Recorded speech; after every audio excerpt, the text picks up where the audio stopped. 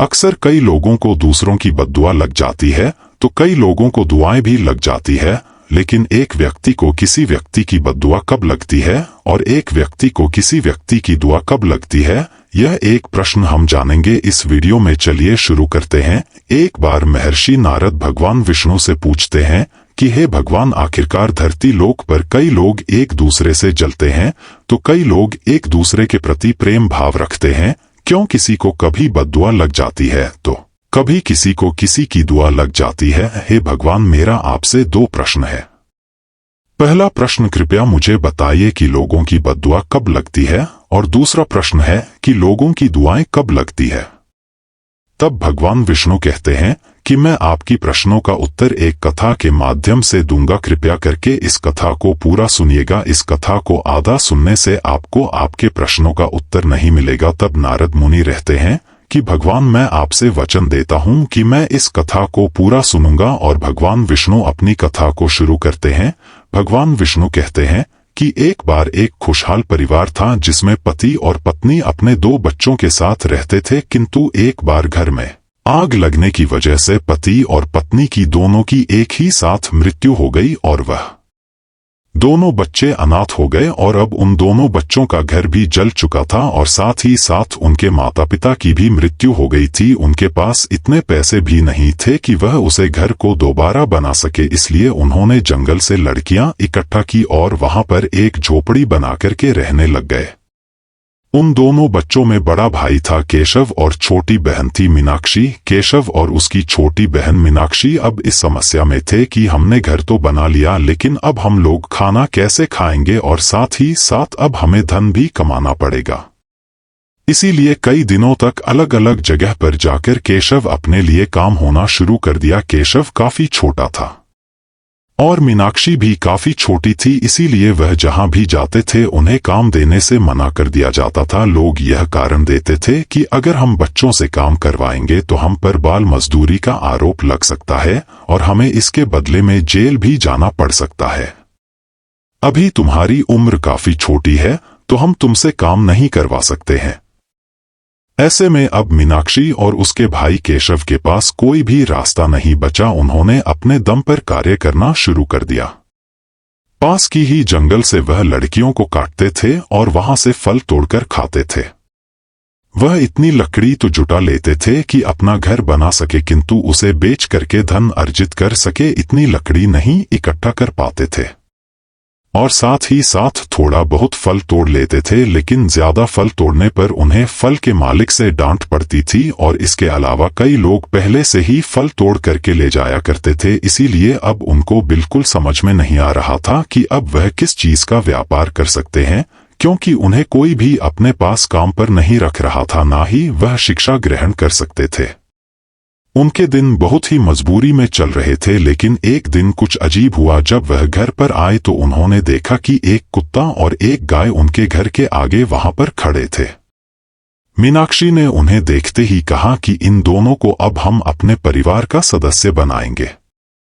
मैंने कई दिनों से देखा है, यह कुत्ते और एक गाय हमारे घर के आसपास घूमते हैं, लेकिन इन्हें कोई भी नहीं पालता है। तब केशव कहता है कि हम इस पालेंगे, लेकिन हम इसे खिलाएंगे क्या?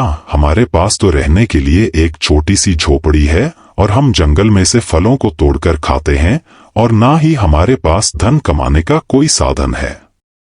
तब मीनाक्षी कहती है कि है भैया, मेरा बहुत दिल कर रहा है कि मैं इन गाय और कुत्तों को अपने घर में रखूं। भगवान इसका पेट जरूर पालेंगे जैसे हमारा पेट पाल रहे हैं।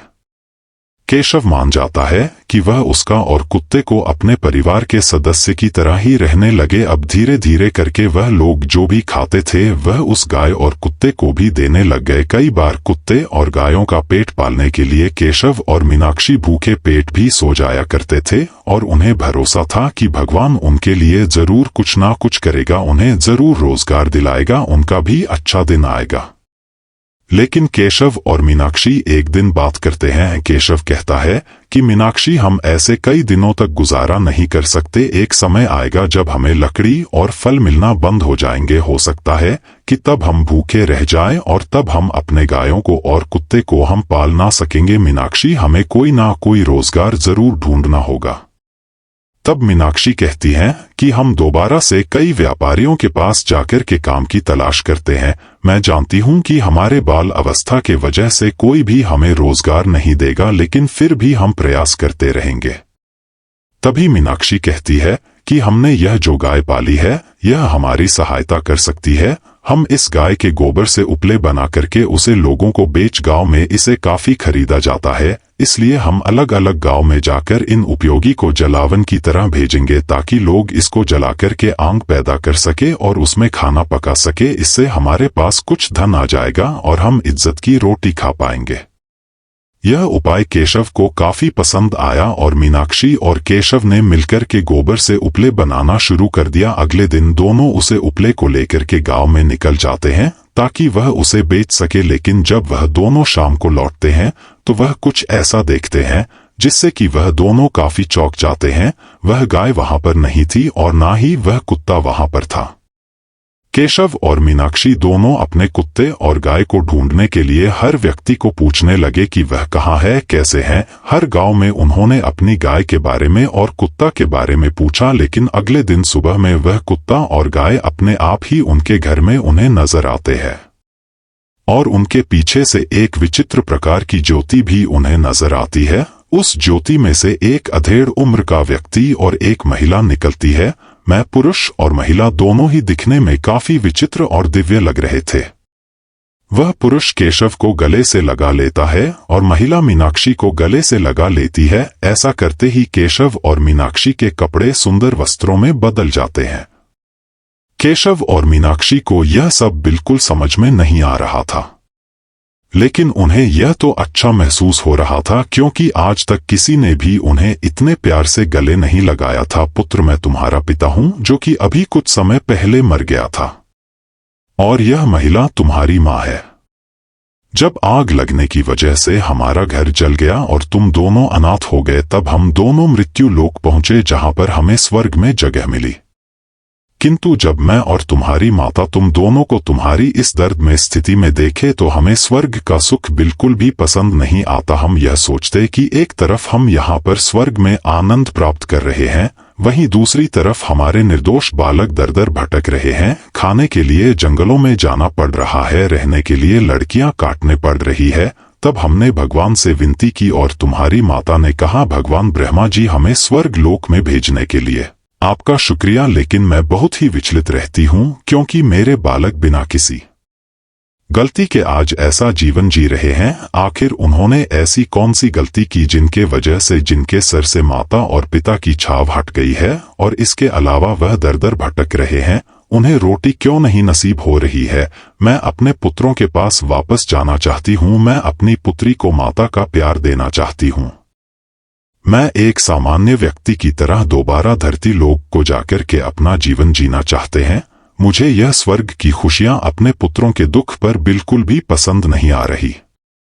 तब ब्रह्मा जी कहते हैं कि तुम्हारी पुत्री मीनाक्षी ने और तुम्हारे पुत्र केशव ने पिछले जन्म में एक पाप किया था, जिसकी वजह से आज उन्हें यह दुख झेलना पड़ रहा है। उन्होंने पिछले जन्म में एक बार चिड़िया के एक जोड़ों को पकड़ा था और इसके अलावा उनके साथ खेलते खेलते उनके पंख तोड़े और बचपन में उन्होंने उसको मार डाला। हालांकि यह सब उन्होंने अपने बचपन में किया था, लेकिन अपने बचपन की क्रीड़ा की वजह से, अपने बचपन के खेल के वजह से उन्होंने किसी और का बचपन छीन लिया, उसे चिड़िया के जोड़े के अंडों में से। अभी हाल ही में चिड़िया का बच्चा निकला था, लेकिन वह अनाथ हो गया, इसलिए इस जन्म में तुम्हारे पुत्र और पुत्री अनाथ अवस्था में जी रहे हैं। पुरुष केशव और मीनाक्षी को कहता है कि उसके बाद मैं भगवान ब्रह्मा से कहा कि मेरे पुत्र और पुत्री के द्वारा किए गए पिछले जन्म के इस पाप का मुझे कुछ उपाय बताइए और कृपया करके हमें दोबारा से धरती लोक पर भेज दीजिए ताकि हम उन्हें माता और पिता का प्यार दे सकूं। तब भगवान ब्रह्मा कहते हैं कि अगर तुम्हारे पुत्र और पुत्री ने जिस तरीके से एक चिड़िया का माता पिता से साया छीन लिया था, इस तरीके से अगर वह इस जन्म में किसी जानवर को माता और पिता की तरह छाव देंगे तो उनका यह पाप खत्म हो जाएगा। तब यह गाय और कुत्ता हमारा संदेश लेकर के धरती पर आते हैं। तुम्हारे सत्कर्मों को देखकर कल यह गाय और कुत्ता ब्रह्मा जी से तुम्हारे लिए दुआ मांगने जाते हैं और यह कुत्ता कहता है कि भगवान, पिछले जन्म में इसने जो भी पाप किया था वह भूल से किया था, कृपया इसको क्षमा कीजिए। इसने मुझ जैसे रोड पर चल रहे कुत्ते को पाला पोसा और अपने बुरे वक्त में भी मेरा इतने अच्छे से ख्याल रखा। और यह गाय कहती है कि ही ब्रह्मा, मैं आपसे इस बच्चे के लिए दुआ मांगती हूँ कि इन्हें जल्द से जल्द माता पिता का प्यार मिल सके।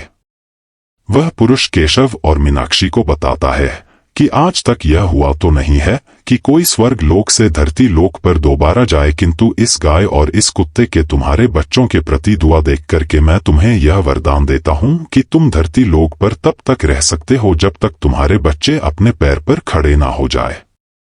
इस तरीके से केशव और मीनाक्षी को उनके माता पिता मिल गए। भगवान विष्णु नारद जी को कहते हैं कि हे नारद मुनि, अगर हमारे कर्म अच्छे हैं तो लोग हमारे लिए दुआ करते हैं और वह दुआ हमें लगती है। अगर हम किसी के साथ अच्छा व्यवहार करेंगे तो मैं अवश्य ही हमारे लिए दुआ करेंगे, इसलिए हमेशा कोशिश करिए कि आप दूसरों के साथ अच्छा व्यवहार करें। अब हम तुम्हारे दूसरे प्रश्न के उत्तर में एक कथा सुनाते हैं।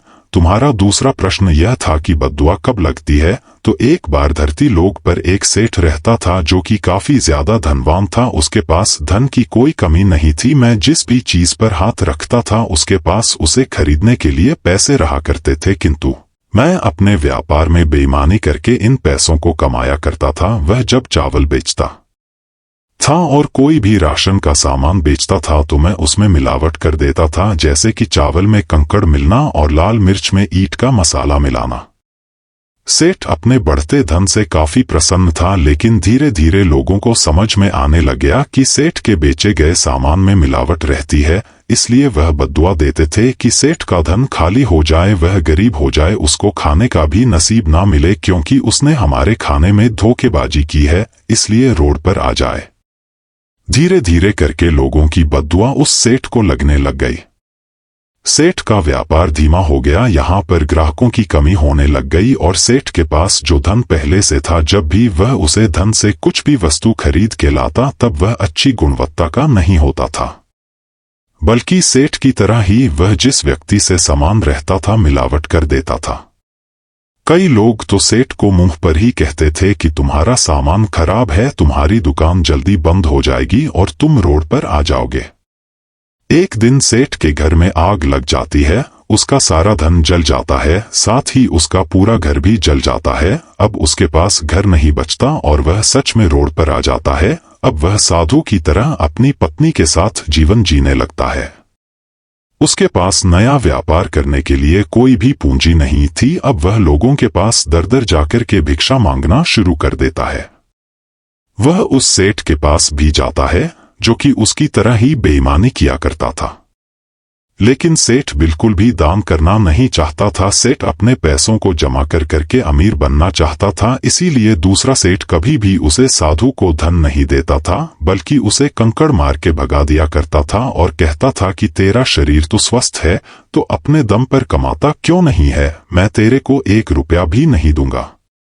तब वह साधु जो कि पहले सेठ था वह दूसरे सेठ को कहता है कि भगवान तुम्हारा भला करें। यह देखकर दूसरा सेठ काफी चौंक जाता है कि मैं तो इस पत्थर मारा जिससे कि इसके सर पर से खून निकलने लग गया, फिर भी इसमें मुझे बद्दुआ की जगह है। दुआ दी और उसने मुझे कहा कि भगवान मेरा भला करें। सेठ अब कई घर जाने लग गया ताकि उसे भिक्षा मिल सके, किंतु कई लोग उसे उसके पुराने कर्मों की याद दिलाते थे तो कई लोग उसे भगाते थे, कई लोग उसे मारते थे और कई लोग उसे उल्टा सीधा कहते थे। कई लोगों को जब साधु तरस आता था तो मैं उसे थोड़ा सा सामान भी दे देते थे। ऐसा रोज होने लग गया है। वह साधु जो पहले सेठ था वह अब रोज उसे दूसरे बेईमान सेठ के पास जाता था और उस धन मांगता था, लेकिन दूसरा बेईमान सेठ पहले वाले धनवान सेठ को जो कि अब साधु बन चुका था उसे हमेशा पत्थर मारा करता था, जिससे कि रोज उसके सर से खून निकल जाता था। लेकिन फिर भी मैं साधु कहता था कि भगवान तेरा भला करे। यह देखकर बेईमान सेठ को काफी ज्यादा हैरानी हुई और उसने सोचा कि आज मैं साधु का पीछा करता हूँ और देखता हूँ कि यह साधु मुझे इतनी दुआ देकर क्यों जाता है, जबकि मैं इसके साथ इतना बुरा करता हूँ। वह देखता है कि मैं साधु अलग अलग लोगों के घर पर जा रहा है, कई लोग उसे मारते रहते थे, कई लोग उसे भगा देते थे, कई लोग उसे दान भी दिया करते थे और कई लोग उसको गाली भी देते थे। लेकिन इन सब के बावजूद में साधु सभी लोगों को केवल और केवल एक ही बात कहता है, और वह कहता है कि भगवान तुम्हारा भला करेगा। बेईमान सेठ को साधु की यह हरकत बिल्कुल समझ में नहीं आ रही थी, इसलिए उसने उसका और पीछा किया। जब शाम को एक जंगल में अपने घर पर जाता है, जो कि एक कुटिया थी, तो वह अपनी बीवी के साथ खाना खाने लगता है। तब उसकी बीवी कहती है कि आज खाने में केवल एक ही रोटी मिली है। तो सेठ कहता है कि मैं भिक्षा मांग के अभी तुम्हें रोटी खिला रहा हूँ, मैं पहले की तरह धनवान नहीं हूँ, ना ही मेरी कोई दुकान है, मैं आपको सेठ नहीं रहा, मैं लोगों से भिक्षा मांगता हूँ।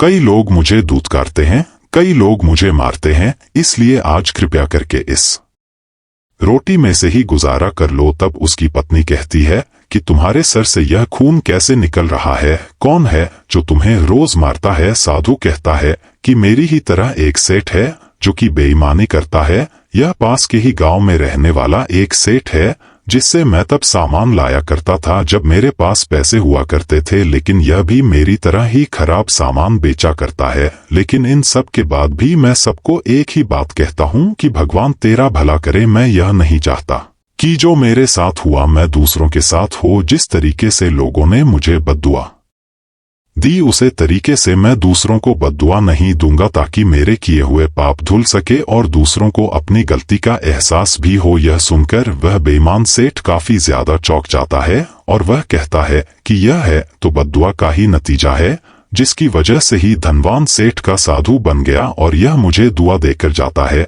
इसलिए मुझे बद्दुआ का हकदार नहीं बना और मेरे घर पर जो भी साधु आएगा अब से मैं उसको दान किया करूंगा। तब से उसे बेईमान सेठ के घर पर जो भी साधु जाता था वह उसे दान करने लगता है। अगले दिन जब जंगल से वह साधु जिसको वह रोज मारा करता था पत्थर से, मैं साधु जब उसके घर पर जाता है तो सेठ उसे बहुत सारा धन देता है और उसे धीरे धीरे करके रोज धन देने लग गया। कुछ ही महीना के बाद साधु के पास इतने पैसे आ गए कि मैं अपना व्यापार चालू कर सके। फिर साधु ने अपना व्यापार शुरू कर दिया और उसने इस जिंदगी को छोड़ दिया जहां पर मैं भिक्षा मांगा करता था। इस तरीके से बेईमान सेठ ने अपने बुरे कर्मों को छोड़ा और साथ ही साथ उसे साधु ने अपने बुरे समय में दूसरों को बद्दुआ नहीं दी। इस तरीके से दोनों का ही व्यापार पूरा फैल गया। भगवान विष्णु कहते हैं कि हे नारद मुनि, अगर हम बुरे कर्म करेंगे तो लोग हमें बद्दुआ देंगे, इसीलिए कभी भी हमें बुरे कर्म नहीं करने चाहिए, कभी भी हमें किसी से बेईमानी नहीं करनी चाहिए, वरना लोगों की बद्दुआ हमें लग सकती है। और साथ ही साथ हमें अपने बुरे समय में भी किसी को बद्दुआ नहीं देनी चाहिए, वरना हो सकता है कि मैं बद्दुआ हम पर दोबारा आ जाए। तब नारद मुनि रहते हैं कि है भगवान विष्णु, मुझे इतना बड़ा ज्ञान देने के लिए आपका बहुत बहुत ज्यादा शुक्रिया। मैं इस ज्ञान को पूरे विश्व में विख्यात कर दूंगा और मैं सबको समझाऊंगा कि बुरे कर्म करने से हमें बद्दुआ लगती है और हमें अच्छे कर्म करने से लोगों की दुआ लगती है। साथ ही साथ भगवान विष्णु कहते हैं कि मैं दुआ करता हूं कि जो भी इस वीडियो को लाइक करे भगवान हमेशा उसके साथ रहे। तब नारद मुनि रहते हैं कि जो भी इस चैनल को सब्सक्राइब करेगा वह कभी भी गरीब नहीं होगा। मैं भगवान से दुआ करता हूं कि सभी दर्शकों के घर में धन संपत्ति सुख शांति बने रहे। तो दोस्तों, कैसी लगी आपको यह वीडियो अच्छी लगी वीडियो को लाइक कर दीजिए, चैनल पर नए हो सब्सक्राइब कर दीजिए, दूसरों के लिए दुआ कीजिए, कभी भी किसी को बद्दुआ मत दीजिए, बुरे कर्म मत करिए। चलिए मिलते हैं हमारी अगली वीडियो में, तब तक के लिए धन्यवाद।